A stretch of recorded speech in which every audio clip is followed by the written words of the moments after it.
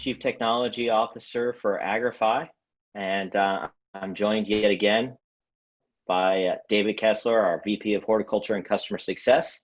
And our special guest today is none other than Trek, who's the president of Agrify Brands. And I think also you were the co-founder of Dope Magazine, which is pretty cool. Trek, can you tell us a little bit about your background? Because I'd certainly like to know more. Yeah, absolutely. Appreciate you guys having me. Excited to chat a little bit about brands. I got started in the industry, God, it's been about 15, 16 years now. I originally got into it from the medical side. I'm a big believer in the medical properties and medical marijuana. My father had a stroke when he was 55, going on, 16, 17 years now. And he was looking for alternative medicinal options. And, a lot of the, prescription drugs they were giving to him were affecting him in a negative way. And this was back before anybody knew what, oil cannabis was about. And so I went on a journey looking into different options for him. And along that journey, I really started to learn a lot about the different cannabinoids and properties of medical cannabis. And actually started a doctor's office and a clinic with a friend of mine who, happened to be a doctor. She had an office and she was from Germany and also a believer in cannabis. And so on the weekends, we started seeing patients and educating them on cannabis and the potential medicinal benefits it could have for them. And this was when they were called recommendations, not prescriptions, because in Washington state, you could only recommend that cannabis could be a benefit to you. Doctors, couldn't actually prescribe it, nor can they really still now. So that's where my journey began. And I spent a couple years really just working with patients, working with doctors, and learning as much as I could about the plant. Things evolved from there, and eventually Washington state wrote some local governances and city laws, which allowed people like myself that had a large client base and patient base to actually grow for those patients and open up, cooperatives and retail locations to help not just recommend cannabis to them, but actually point them in a direction and grow cannabis for them so they could actually consume it. Because the way the law was written, you could get a recommendation, but you really couldn't get the cannabis. So eventually we, broke those walls down and were able to open up a couple cooperatives and retail locations and start supplying cannabis to people. I ran into a buddy of mine, David Tran, who is also co-founder of Dope Magazine with me. And he decided to jump on the train and he'd been a long time user and believer of cannabis and its medicinal benefits. So he actually opened up another retail location with me. And God, it was maybe on the first or second day that we were sitting there after we'd spent 6 to 8 months building out the facility and getting everything open, that, it was maybe our first or second day open. We were sitting on the couch, had a couple patients and we're looking at, I don't know, a Seattle Times or some form of magazine. And we both looked at each other like, there's nowhere really to promote or talk about or educate or advertise or market for cannabis. And he said, hey, I've got some friends and they do a nightlife and kind of, bar review and restaurant review magazine right now. We should call them up and see what their thoughts are. So I think the next day we scheduled a lunch with them to have some sushi. And we sketched out the first concept and design of Dope Magazine. And 3 weeks later, we launched with the mayor of Seattle on the cover at HempFest in 2008, and got picked up by MSNBC and got national coverage. And from there, the rest is kind of history as far as the story of Dope Magazine. 6 years later, we sold it to High Times, and they're still working with them to promote the brand. And from there, it's been a wild journey in the cannabis industry. Wow, that sounds like an amazing set of experiences that you've been through. And I imagine since that time, you've been able to see all the various things that have happened to the cannabis industry as far as changes go to get you where you are today. Yeah, it's been amazing, and I think most people who are in the industry, we joke that, a month or 6 months or sometimes a week in the cannabis industry is a year or a decade in traditional industry. So, over the last 10 years, there's obviously been massive change. And realistically, in the last couple years, massive change. It's crazy to see that with COVID-19 and everything that's happened, that within a few years, we've gone from illegal and devil's lettuce and throw you in jail to one of the few essential workers out there with firefighters, helping keep America safe and medicated. Yes, well, times do change, and they certainly do feel like they're changing fast right now. So, our audience is primarily people who are interested in cultivating. And so, I think a lot of people maybe don't understand brands, or they're looking at cannabis as a commodity, or maybe they want to make their own brand. So I think we should try and explore how brands play a role in cultivators' decision making about how they interact with the market. Yeah, absolutely. And it's interesting because brands themselves have evolved a lot in cannabis space. Just a few years ago in, early 2010, 2013, when a lot of legal cannabis and recreational cannabis in Colorado and Washington and Oregon first started, and even still today, it really is commodity based. And, I think the mindset was, if you grow it, they will come.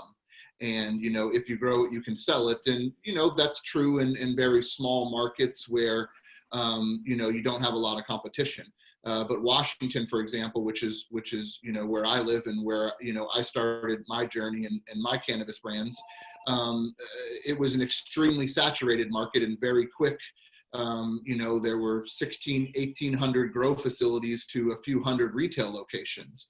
And people really had to start looking at cannabis as more than a commodity, and not people coming in the store and just saying, I want Blue Dream or I want, Super Lemon Haze, but really starting to trust a brand.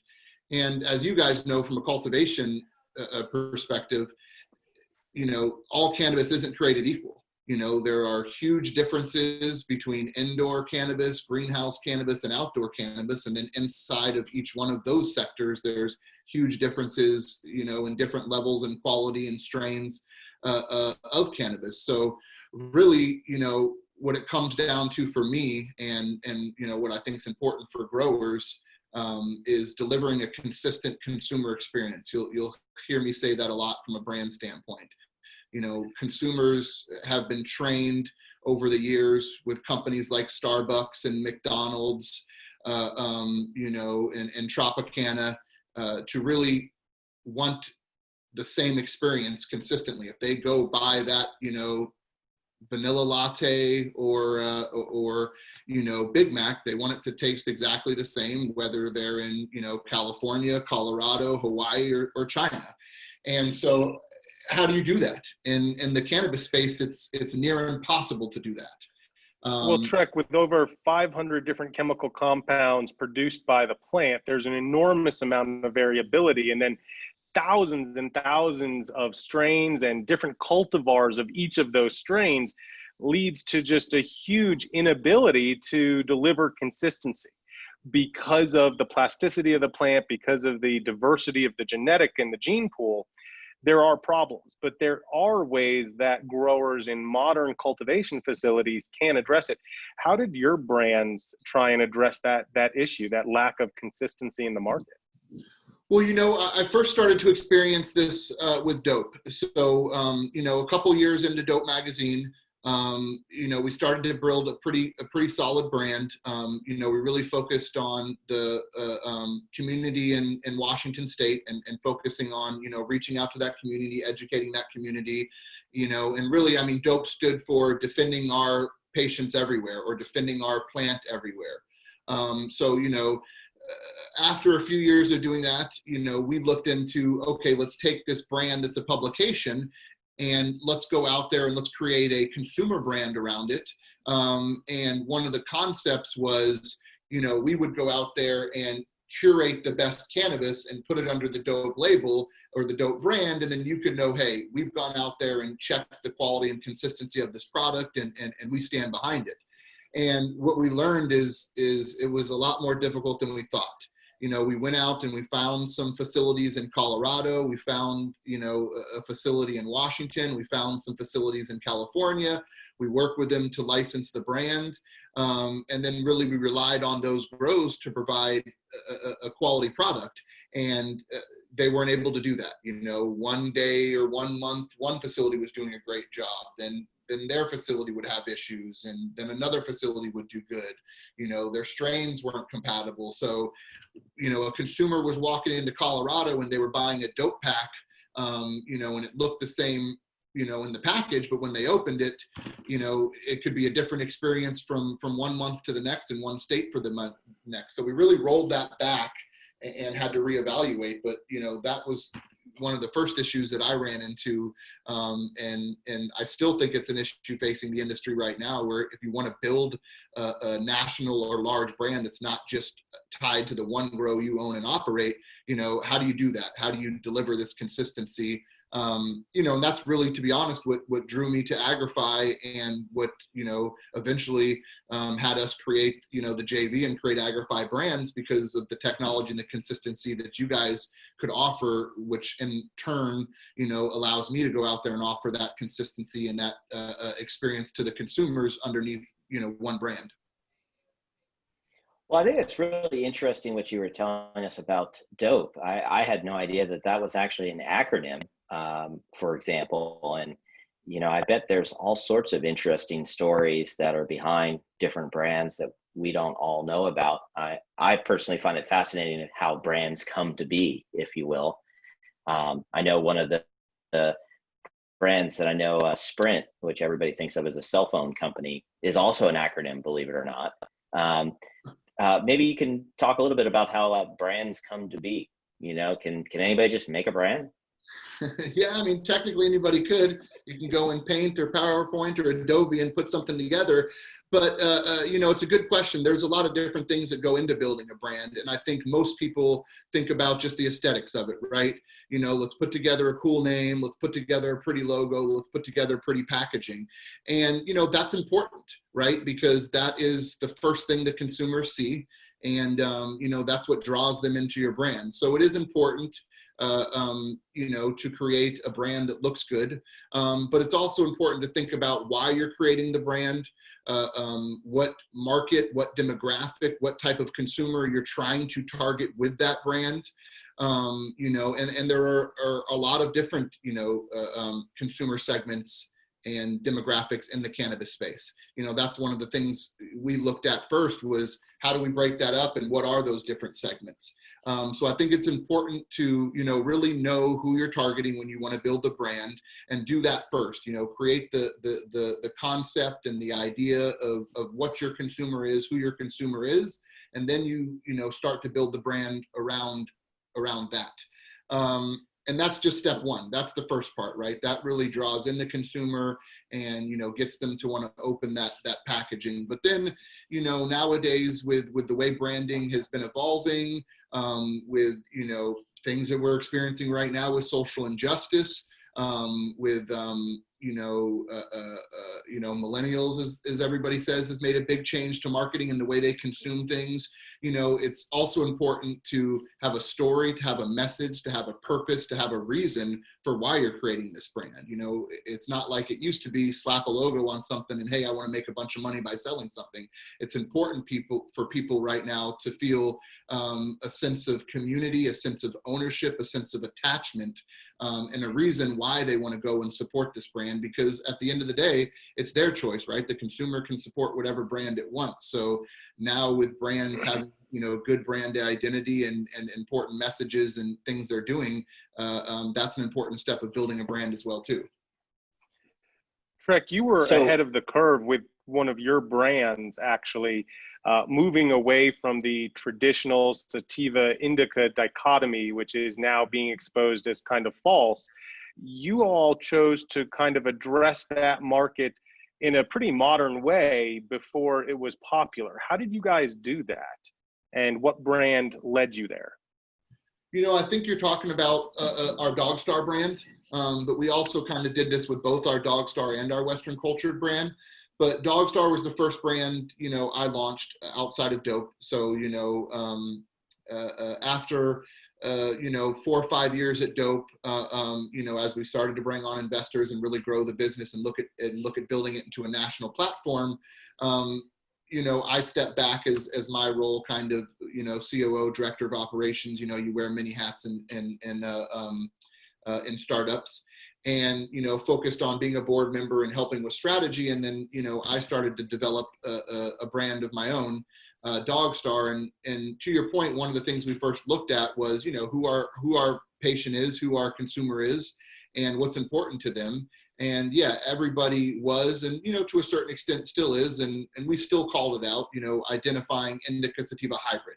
But nowadays, it's very difficult to find true sativas. It's very difficult to find true indicas, maybe a little easier on the indica side, but a lot of things are just hybrids, right? So, and then even inside of that whole, dichotomy is, a bunch of different theories and sciences and ways. So we decided to focus kind of on more of physical attributes. We broke up consumer experience. Yeah. We broke it up more into the consumer experience. So we created 3 categories: mind, body, and mood. And for the most part, sativas fell into the mind category, hybrids fell into the mood category, and indicas fell into the body category. But a lot of people consider a Blue Dream a hybrid. We list Blue Dream that we have is all our cultivar as mine, because it is a little more upbeat, it's a little more cerebral, and from that standpoint, it affect the mind more than it did the body or the mood. So that's kind of where we started, and it evolved from there. It's funny, Trek. I came to visit you in Seattle on my way to China, and I was looking at some of the literature you had for Western culture that kind of broke out this into almost like a color wheel of these kind of experience attributes, if you will. And I thought that it was really, really cool and made me kind of think about experiences in a new way.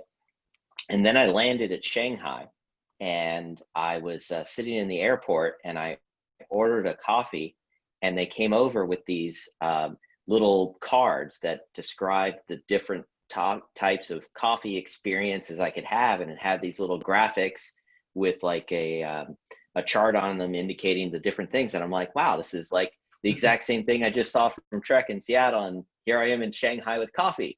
So I mean, I think this whole experience thing is there's something there. I think people do want to sort of dial in and understand their experience and be able to associate that with a product that they had a good experience with. Yeah, absolutely. And that's another one of our brands, Western Cultured, and that brand really completely focused on what you're saying, terpenes. So we basically threw out indica sativa hybrid altogether. Again, we recognize it on the packaging because it's traditional, and people still need to know that and like to know that. But yeah, we totally went on experience for that one. We focused on terpenes. My business partner Brianna, she actually started this brand outside of myself, and then we came together, very early on and created a conglomerate that brought a couple of these brands in together. But the Western Cultured brand, she broke up into sweet, sour, spicy, earthy, and kind of thought that was the 4 main groups of terpenes, and then inside of that broke down different terpenes, different experiences, different effects. And we talk about building a brand, and they had a very specific demographic that they were going after, right? They were going after the active cannabis consumer. They were going after the cannabis consumer that was probably 21 to 35, maybe 40, and it was really looking for how you can enhance, their experience. So if you're going out and you're going camping for the weekend and you're going hiking, you want something that's going to be a little more upbeat. If you're having a nice meal, how do you want to pair something with that meal? Do you want it sweet? Do you want it spicy? And I would almost think you're selling me wine right now. Yeah, I mean, really, Trek, so you're aware, our listeners are seeing the terpene wheel from Western Cultured right now while you're talking. Awesome. Yeah, and we've, over time that's evolved, and we started, putting boiling points and stuff like that in there for when terpenes boil properly. Oil and dabs and, different types of cannabis has become popular over the years. So that's really the approach we took with the Western Culture brand was focusing on experience. I always kind of tell people, hey, what's the difference, or what are, two big differences between your two main brands, Dog Star and Western Cultured. And, I describe it as, Dog Star's a little more the high end, and the cannabis itself, the rare genetics is more of the experience. Like when you go out to the club and you order, a big bottle of Cristal or something, and they come with the fireworks and bring that out, that's the experience in and of itself for you. And that's kind of more Dog Star, whereas Western Cultured is to enhance your experience. You're already doing something, like I said earlier, you're camping, you're hiking, you're doing this, and how can I, enhance that experience and make it a little more enjoyable. Now, David, looking at this terpene wheel, it seems like there's a lot of possibilities. I'm not sure that you can do that with just genetics. Do you have the ability to sort of steer the plant a certain way based upon the environment? You can absolutely steer the plant in different ways with its environment, whether that's changes in light spectrum or the fertilizer. But the DNA, the genetics of the plant, are going to dictate what particular chemical compounds can actually be produced by the plant. But just yesterday, I was actually speaking to one of Trek's business partners, Jason Whitney, who is a partner in Hanna Industries and also works with Dog Star and Western Cultured. And he was saying that in a new trial using some of the Agrify LEDs, he actually saw, and independent tests verified, that under the LED lights from Agrify, certain terpenes were produced that were not at all present in the samples of the exact same plants grown in the exact same facility, literally right next to each other under high pressure sodium lights. And so it was really fascinating to see that not only did the environment produce 230% more total terpenes under the LEDs, but actually produced multiple different terpenes that were never seen before when they were growing traditionally under HPS. So just as an example of what that light spectrum can do, it actually produced 230% increase plus terpenes that had never before been associated with that particular cultivar. Well, I think that it would be a reasonable expectation whenever you install a new light. In this case, it was our LEDs, but it could have just been easily someone else's LEDs. The spectrum of the LEDs is just quite a bit different than HPS. So you could imagine the metabolites that are grown in the cannabis plant are going to change. But, so that's a reasonable expectation. But, I know, like, for instance, our light, you can actually control the spectrum and adjust it. Does that mean you could adjust that spectrum and have different terpene results? Yeah, there's some new research coming out because cannabis is still federally legal. It's a little bit more difficult to test, but hemp has become federally legal, meaning that there's the ability to do research. And as a plant proxy, hemp and cannabis are really almost the same thing, aside from some metrics about cannabinoid production levels. What they're finding with hemp is that exposure to some lower temperatures and blue light towards the end of the flowering or generative phase of the plant's growth can actually really boost up that terpene production. So to answer your question, absolutely, light spectrum and the ability to manipulate that spectrum can give you the ability to control and produce greater amounts of the terpenes that your plant already does produce. And those terpenes, according to this, have a direct experience relationship with how it's consumed. Is that right, Trek? Yeah, that's what we've come to see. And, from a branding standpoint, this is important as well, too. And one of the exciting things about, Agrify's technology and just, cannabis technology as it evolves as a whole. This experiment that David's talking about, I saw firsthand, and, it blew my mind a little bit, right? I think in the grow community, people are so used to growing the way they've grown because, they know that if I do X, Y, and Z, I get this result. And so, it's been this slow, now a lot quicker change from traditional growing and HPS to LEDs. And, obviously the technology's evolved and spectrums have evolved and control has evolved.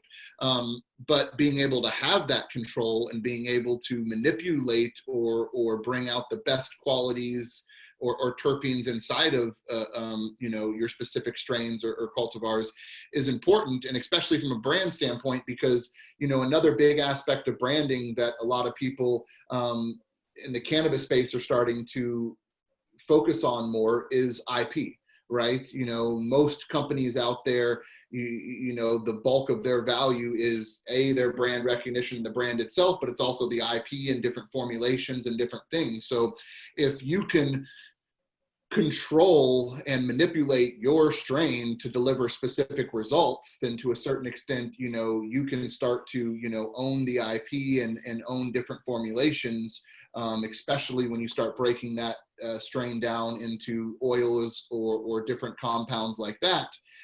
So that's very exciting from a branding standpoint as well too, is how can we use science and technology now to help evolve the IP that a brand has and create that, additional value.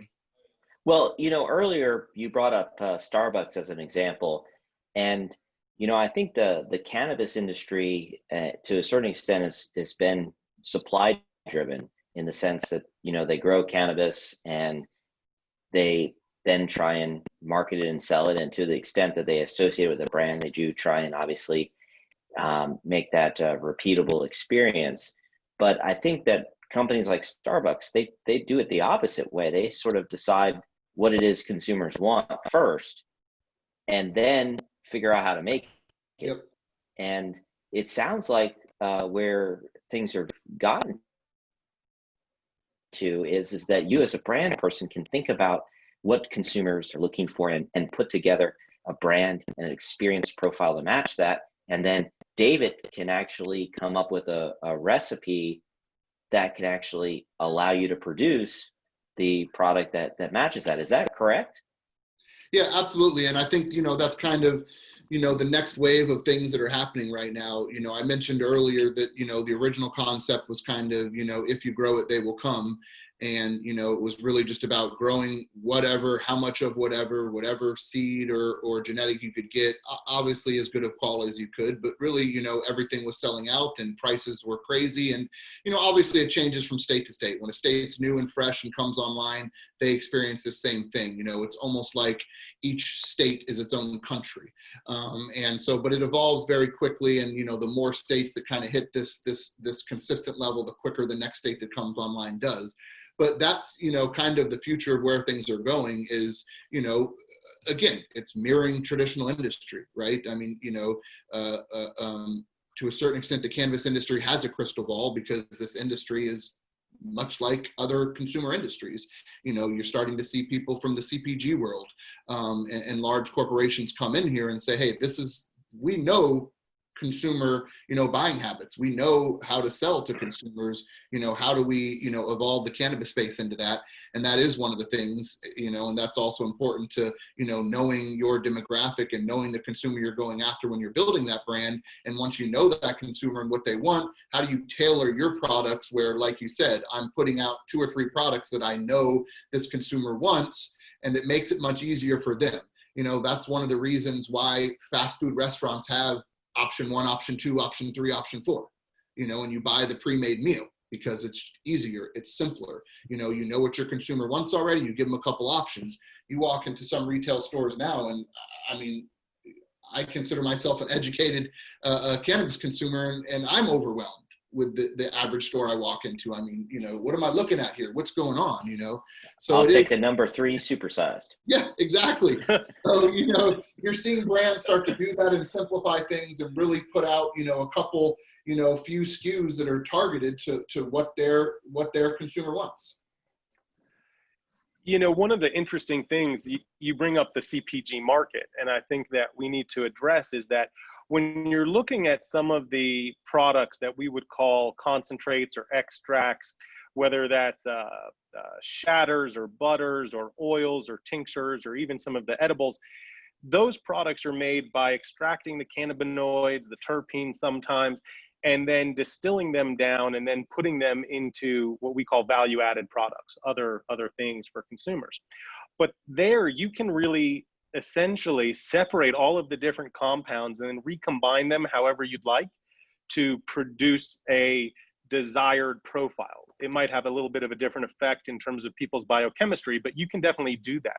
But when it comes to producing the flower, you can't. Whatever that genetic determines, whatever your grower, as you were saying, you have the same strain at 3 different growers and 3 different straits, and every time each one of them produces something somewhat variable from the others.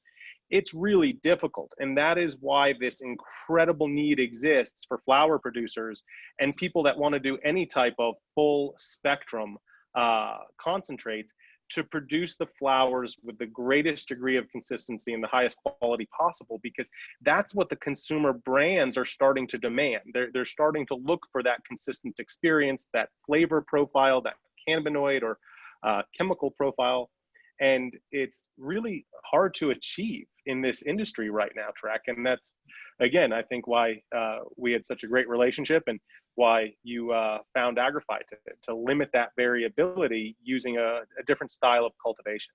Yep, it's really one of the holy grails out there right now in the cannabis space is, again, how do you build a national consumer brand if you have to build individual grows in each one of these states that you want to expand into?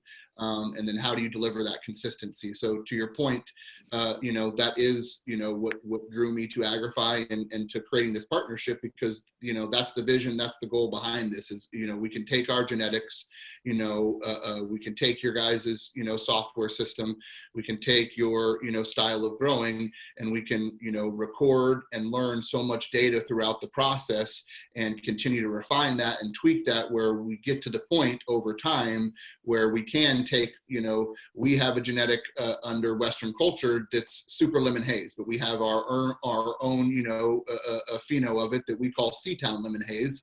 And, we consistently hear in the market that it's one of the best, if not the best of that strain on the market. So really dialing that in and being able to say, hey, inside of this VFU in Washington, now in Nevada, I believe you're down at the Wells facility that's we're working with right now that'll be launching our brands down there soon. They'll be growing in the exact same environment. They'll be growing, with a software system that's capturing the same data, and we can refine that over time between 2 facilities. We're getting ready to launch in Colorado at the Greenstone facility, hopefully by the end of the year. Now you've got 3 facilities that are using the same software, the same technology, recording the same data, growing, the same or very similar genetics, and really refining this and learning, okay, here's the best way to grow this. Most cultivators right now, they grow 8 weeks, 9 weeks, 10 weeks, and almost always it's 8 weeks. Very few 9 weeks, and almost never 10 weeks. And that's because it's a business and you have to set it up that way. Most people set up, 4 grow rooms or 8 rows or 9 grow rooms, and it's every week that room's got to come down on Friday or Monday, or every 2 weeks that room comes down. And it's not really letting the plant evolve, or not evolve, but not really learning what the plant truly wants and needs. And there's just not an ability to do that. So, also having these micro, grows that you guys have put together allows you to now say, hey, I'm just going to put 20 plants, 40 plants, 50 plants, in this box, a vertical farming unit, and say, hey, let's grow it for 68 days. Let's grow it for 56 days. Let's grow it for 72 days. And let's really find out, what that cultivar wants and needs, and what's the best expression of terpenes to create the best experience.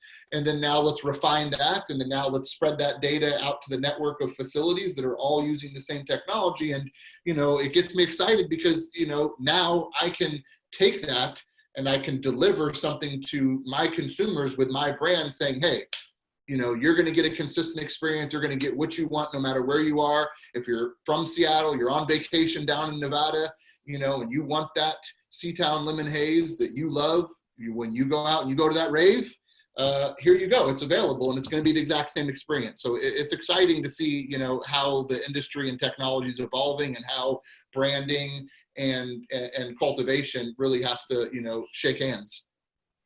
So, as we think about cultivators who might be watching this right now, I think for a lot of people, especially in new markets, there's a lot of excitement about what the value of cannabis production is right now. But I think there's also some legitimate fear that that price is going to change, mostly go down over time. And you've certainly seen that in Washington State, because that's a very mature market, and probably in other states as well. How has the market for brands done compared to, let's say, commodity cannabis? I mean, is there a difference, or do the brands get affected the same way as the market matures? There's a mix of a bunch of different factors that go into play there. We've definitely seen that, strong brands weather the price wars better. You do have brands out there, just like in any industry, that, don't care or don't know their business or don't know their margins, or can afford to lose money, that, are doing price cutting and doing price wars. And, their mindset, and, this is another big component of branding as well too, is market share, right? So, there's one mindset of, how do I capture as much market share as possible? Right? How do I capture as much of that shelf space in that retail store as possible, as much consumers that walk in there as possible, and what's that worth to me? What's my consumer acquisition cost? And how do I want to build my business model? And there's a couple different ways of doing that. But for most of us and most companies, you want to be profitable and you want to have decent margins. And, if you're a commodity, or if you're an branded product, or if you're a poorly branded product, it's a lot more difficult for you than if you, build a strong consumer brand. So we've been fortunate enough with our brands where, we've held a pretty steady price, since 2013, to now. We've not adjusted it much, where some people have cut by 50%, 60%, 70%. So, we've held strong, but it's because we go out there and we deliver a consistent product. We have high quality flower, and we really focus on the consumer and what they want. So that's important, and building a strong brand is important for being able to do that. And, that's why people license brands, and that's why people partner with brands, because, they know that it's worth it for them, because they're able to sell a product at a higher premium than they would if they didn't have that brand backing it. Well, that makes sense, but I mean, that sounds like a pretty significant difference if you're saying that you're mostly held steady since 2013 and others have dropped by 50%. I mean, that sounds like an enormous difference. Yeah, absolutely. And it's not easy, right? And this is another aspect of branding, or having a brand, that a lot of people don't think about as well too. Again, that, goes much deeper than aesthetics, is, once you have a brand, once you have a production facility, you've got to be able to distribute that brand. You've got to be able to process that brand. And by processing, I mean everything from once that flower is harvested to when it goes into packaging. And there's a lot that goes into that. Our Dog Star brand, one of the things that's important to us is the curing, or in Nevada, as we call it, aging, because you can't use the word curing, the cannabis, right? And we want to treat it a certain way during that process, depending on different ways of trimming the product. If you use machines, harsh machines, soft machines, if you hand trim, it affects the terpenes, the smell, the flavor. It affects the bud itself.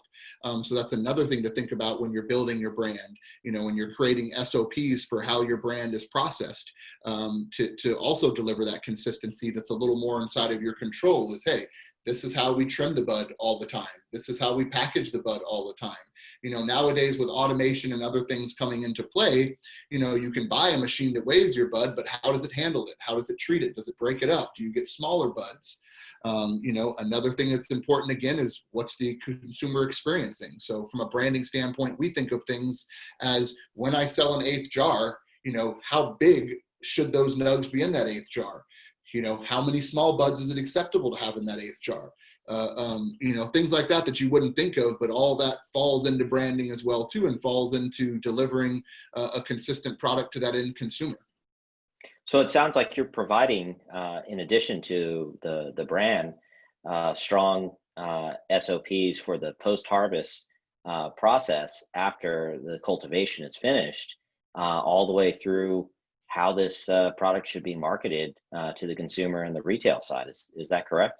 Yeah, absolutely. So, from a self-promoting standpoint, one of the things that we do at Agrify Brands, and one of the big selling points I think for working with us is it isn't just about the packaging. It isn't just about the brand. It's about everything that goes into it. It's about having a consistent product. It's how do you harvest that product? How do you cure that product? How do you cure it and harvest it specifically per brand? Because if you're a lower value brand, yes, running it through a trim machine, saving some money on labor, that's okay. If you're a very high-end brand and your consumer expects a certain thing, it's got to be hand trimmed or manicured a certain way or taken care of a certain way. How do you cure it? How long do you cure it for? How do you package it? How do you distribute it? Little things you wouldn't think of, when you're supplying oil to somebody or when you're supplying a joint to somebody. How you package that joint when it goes in that delivery vehicle, how that package shakes from the time it's packaged to delivered to that retail store, from when they open it and put it on its shelf, how is that product affected during that process? And if it's not done correctly, some of the joint material can fall out and now you have what looks like a shaky joint. Some of the buds, if they're too dry, they break up in that packaging and now it looks like you're selling duff to consumers. So there's really a lot that goes into it and a lot that we work with our customers on, really helping them build that entire back end of the business. And again, we're talking brands. These are also things that you have to think about when you're building a brand is, how do you follow all these processes throughout the way? And then there's a whole nother conversation to be had on the experience for consumers at the retail location. How do you compete with, 50, 60, 70 other brands when you're all stuck next to each other in the same glass case? How do you win the visual war inside of retail? So, there's a lot of different aspects that go into it. Trek, I've been to some of your production facilities and some of the branding and packaging facilities. And what amazed me was that you guys have really developed these processes. You're in one of the most mature markets in the United States. You were one of the earliest entrants. You've taken your lumps. You definitely learned from experience, but everything from the way you guys actually package certain numbers of SKUs together and to make it easier to tag, you kind of zip tie things together, fast to count, easy for a dispensary owner to receive, to understand what they're buying and to make sure everything is correct.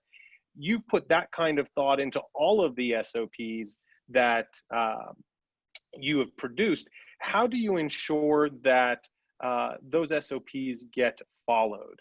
Because that's one of the most important things. You can put together a list of processes, but you also have to train people to follow that process. Yep. And that's part of it too. When we work with our clients, like White Cloud that you're at right now, we'll go out and we'll work with them when they first come online and work with the team and really help instill that process inside of them, and then also their managers, their core team there that's going to be there as turnover happens, because we know it happens. It's really got to be instilled to them, I'm a sports guy. I like football. So, I use, sports analogies and stuff like that, but, and I'm a big Seahawks fan, go Hawks. But it's also about building a culture as well too, which is another aspect of of a brand, is the culture behind it. And it's really buying into the system, right? We're buying into the belief that if you do it this way and you follow these steps, it creates a better product. And sometimes when you look at each individual step, you can't see the big picture. But, just as in growing, it's all about mitigating factors, right? How important is heat? How important is CO2? How important is packaging? How important on an individual level? Maybe not as important, but when you take the whole thing into consideration and you've got these 100 different mitigating factors from seed to harvest, when you nail all of them, you kill it in general. When you miss 3 here and 3 here and 2 here and 1 here, next thing you're delivering an inferior product. Well, we don't sounds like the system is the solution at this point. Buy in. And go Hawks. And I guess this closely ties in with all the SOPs that David's team provides on the cultivation side. So, you really have a good understanding of how to take things from the beginning all the way through the end and put it on the shelf and sell it. Yep. And, it's an evolving thing too, right? Just like your brand is, just like your grow is, just like your processes are, it's evolving. And like I mentioned earlier, this industry is evolving at a rapid rate, and things consistently change, and they're different from state to state. We're learning with the White Cloud team in Nevada, different things and different regulations out there. And we have to be able to work on the fly and take the experience we have and make these tweaks. And you've got to be always ready to change and to make changes. And, as the market evolves, in Washington, retailers have a lot of control and power. So, something that the CPG world isn't really used to is, placating and giving the retailer what they want to make them happy. You mentioned, earlier, Kessler, zip tying things to make them easier. There's a lot of regulations in cannabis. Up in Washington State, they got to count and check every piece that you bring to them to make sure it matches the manifest, to make sure it's legal. So when you're dropping off, 1,001 grams, 1,000 eighths, 1,000 ounces to sit there and have them count everyone, you want to bury your head in the sand. But, you start batching them in batches of 10, 20, 50, you get used to the store, then they can just 10, 20, 30, 40, 50. So, you've got to be able to, change and evolve and adapt and roll with the punches as it comes as well too, and try to always improve and make your processes and your brand better. It's so interesting, Trek. You evolved to the consumer, to the distribution side. And I'm constantly looking at modern developments in science in terms of how they relate to cultivation, and we can adopt better practices to give us and our clients, to give our clients better results. And it's this constant keeping your mind open, listening to what people want, looking at the research, and then figuring out how to incorporate the most useful new information. One of the things that I've had great conversations with you and your team on is that overlap, that slight separation where you have the plants growing and then you harvest, and then there's that drying and aging or curing process. But it's right in that area where there's an enormous amount of information starting to come out, and we're finding that a lot of the traditional ways of drying and curing, although functional and producing, what we all consider is a pretty good product, aren't science-based. And there's improvements to be adopted that are science and data-driven, that are going to deliver a better consistency, a higher quality product. But you need to know where to look. So moving away from, does my stem snap, to using a water activity meter is a revolutionary step in optimizing the drying process, getting that consistency down, but also reducing the potential for pathogen growth, because you can actually bring the plant material to a level where that pathogen can't replicate. And then you have the ability to slow dry and really optimize the overall quality of the flower. But before, I was guilty of it in my early days. I was looking at, does the bend in the stem or does it snap? And, that's how you gauge it, and you learn by observation and experience. But really having data is huge, and you guys record an enormous amount of data from your brands, what the consumers are buying, what those trends are. Do you see any changes right now in terms of the trends that the market is driving? Yeah, so it's the market is always evolving, the consumer is evolving. I think we've touched on it a good amount as far as, consumers are starting to look for more consistency. Brands have been out there for a handful of years now. So, that brand loyalty, things like that are starting to happen. One of the things that, I'm noticing recently is, the cannabis itself, the strain, the cultivar, things like that. Cookies is one of the greatest examples of, really, building a brand on genetics, right? And, you're seeing this trend right now where I feel like, 5, 6, 7 years ago, and, way back in the day, it was about, give me the A-bud, give me the perps, give me the blue dream. You know, give me the indica, give me the sativa. Then you kind of started, you know, going into branding. And now I feel like it's this next wave of where you have to be able to take your brand, but then also evolve with good quality genetics.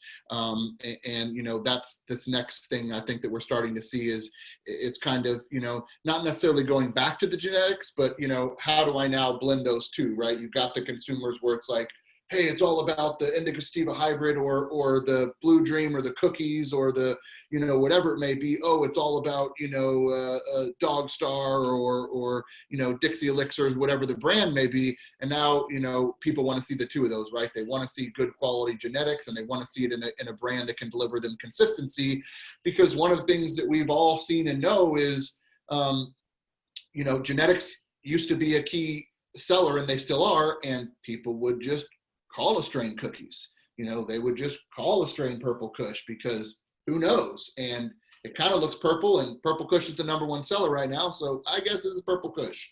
So, you know, that kind of deterred people, but now it's going back. And that's where I mean that, you know, this, you know, meeting in the middle of the brand being able to deliver a true quality, consistent genetic. So that's a big trend that I see kind of, you know, evolving and developing right now, and something that, you know, we continue to work on. Well, that sounds amazing. I think we can all see firsthand how each of you, David and Trek, bring a really important aspect to this. And I think for many cultivators, it's the David Trek hybrid that they really want. So maybe we'll have to start marketing that one. I like Fat Unicorn. Yes. Well, there you go. It just goes to show you that my ideas for brands apparently didn't get off the ground because I didn't understand all the other things that I had to do besides come up with a name and a drawing. So I think we've all learned that from Trek's discussion today. But I still like Fat Unicorn as a name. Thank you very much. I still love it, buddy. I still do. that One drawing, day, that Matt, logo. we'll It'll happen. It'll be here. Fat Unicorn. Trademark. Absolutely. Well, if you guys ever see Fat Unicorn in retail, you heard it here first. There you go. Well, we're going to end it at this point because I think we had a great discussion about brands. And certainly if anybody wants to learn more about Agrify brands, Trek would be happy to talk with you about it. And we'll certainly look forward to visiting everybody next week, same time, same great conversations. Thanks again, David. And thank you so much, Trek, for joining us as a guest today and telling us all about building a brand. Yeah, it was a pleasure. Thanks for having me, guys. Always a pleasure. Trek, thanks for coming on. Matt, thanks for having me again. Y'all be good and have a great day. Have a good weekend. All right. Thanks, everyone. Peace, everybody.